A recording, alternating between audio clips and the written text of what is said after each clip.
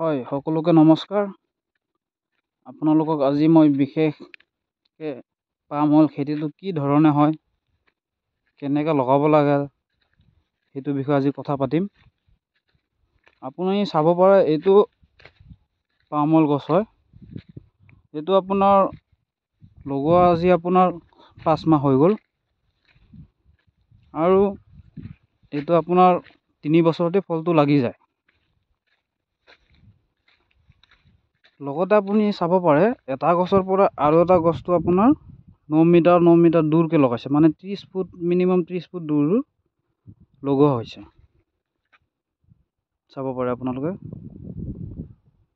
আৰু আপোনালোকে এইটো খেতিৰ ভিতৰত যিকোনো মানে আপোনাৰ বহুত গেপ থাকে, আপোনালোকে চাব পাৰে বহুত গেপ আছে। আপোনালোকে যিকোনো খেতি কৰিব পাৰে, শাক পাচলি, সৰিয়হ, তিল, আলু, বেঙেনা ইত্যাদি আপোনালোকে এইকেইটা শাক পাচলি খেতি কৰিব পাৰে। লগতে এইটো আপোনাৰ 12 মাহ এইটো গছে ফল দিয়ে। আপোনাৰ হাৰ্ভেষ্টিংটো আপোনাৰ মাহত দুবাৰো হৈ যায় আৰু আপোনাৰ এইটো 30 বছৰ কণ্টিনিউ আপোনাক প্ৰডাকশ্যন দিয়ে থাকিব। আপুনি চাব পাৰে 5 মাহৰ গছটো কিমান ধুনীয়া হৈ গ'ল। গ্ৰোথ বহুত ভাল হৈছে, গ্ৰোথ ইয়াৰ। তো ই বহুত জল্দিকৈ ইয়াত ফল লাগি যাব, ইয়াত ফ্ৰুইট আহি যাব ইয়াৰ।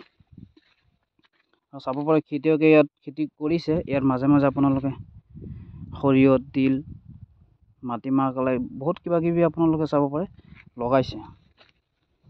আৰু এইটো আপোনাৰ সেইটো অকল নহয়, ইয়াত আপুনি চৰকাৰে বহুত বিভিন্ন ধৰণৰ ছাবচিডিও দিছে, সাহাৰ্য আগবঢ়াইছে। আৰু আপোনাৰ 4 বছৰৰ কাৰণে আপোনাক ছাবচিডি দিয়া হ'ব।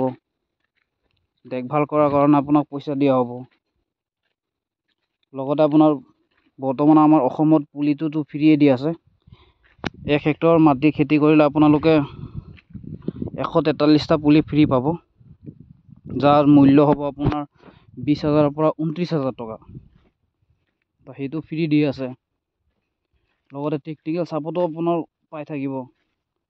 তো এইটো আপোনালোকে যাৰ এনেকুৱা পেলাই থোৱা মাটি আছে, আপোনালোকে এইটো খেতি কৰিব পাৰে। আগবাঢ়ি আহি কিনে এইটো খেতি কৰক। চাব পাৰে কিমান ধুনীয়া হ'ল। এইটো চাওক, বেলেগ কিবা লগাইছে, এইটো সৰিয়হ, তিল কিবা কিবি পেলাইছে খেতিয়কে। মানে এইটো আপোনাৰ সেইটোতো ফ্ৰুইট আহি থাকিব, সেইটো ইনকাম হৈ থাকিব আপোনাৰ। লগতে আপোনাৰ ইয়াৰ মাজতে বেলেগ খেতি কৰি আপুনি আৰু বহুত ডাবল ইনকাম কৰিব পাৰিব। কিয়নো এইটো গেপটো চাওক আপোনালোকে, কিমান গেপ আছে নহয় জানো। এই মাজে মাজে আপোনালোকে চব যিকোনো শাক পাচলি খেতি কৰিব পাৰে। এই খেতিয়কজনে আপোনাৰ 4 বিঘা খেতি কৰিছে। অহা বছৰ মোটামুটি আৰু 10 বিঘামান খেতি কৰিম বুলি জনাইছে। তেখেতৰ এনেকৈ মাটি আছে। চাওকচোন 5 মাহৰ গছ হয় এইটো, 5 মাহৰ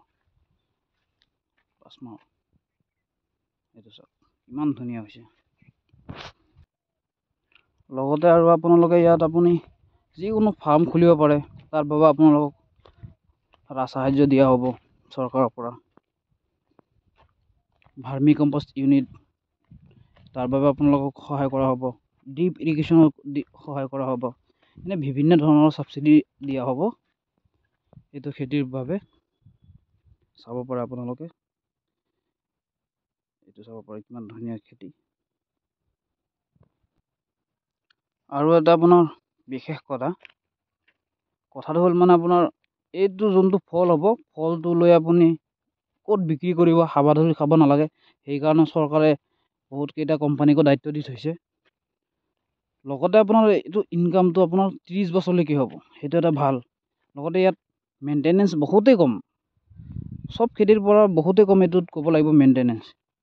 কিয়নো 3 মাহ মূৰে মূৰে আপুনি অলপ সাৰ দিব লাগে। বছৰত 4 বাৰহে দিব লাগে সাৰটো।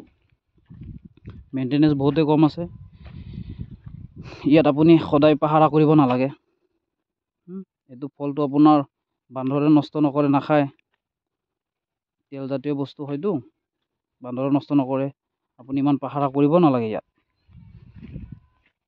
এইটো চাব পাৰে গছটো বহুত ডাঙৰ হৈ গ'ল।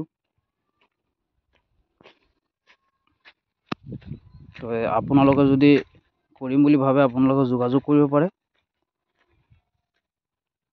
মোবাইল নাম্বাৰ মই এটা দি দিছোঁ, আপুনি যোগাযোগ কৰিব। যদি কোনোবা এনেকৈ খেতিয়ক আছে, মাটি তেখেতৰ 10 বিঘা 1 হেক্টৰ 5 বিঘা মাটি আছে, যদি বাম মাটি হ'ব লাগিব, পানী হোৱা মাটি হ'লে নহ'ব। যদি তাত পানী জমা হোৱা মাটি হয় তেতিয়াহ'লে কি হ'ব মানে আপোনাৰ গছটো মৰি যায়, কিয়নো ইয়াৰ শিপাটো তললৈ ইমান নাযায়, 2 ফুটৰ পৰা 2.5 ফুটহে তললৈ যায় আৰু বাকী শিপাটো ওপৰতে থাকে। পিঁয়াজৰ শিপাৰ নিচিনা আপোনাৰ বিয়পে এইটো শিপাটো। সেইকাৰণে আপোনাৰ যিমান পাৰে বাম মাটিত এইটো খেতি কৰিব। চাব পাৰে কিমান ধুনীয়া খেতি।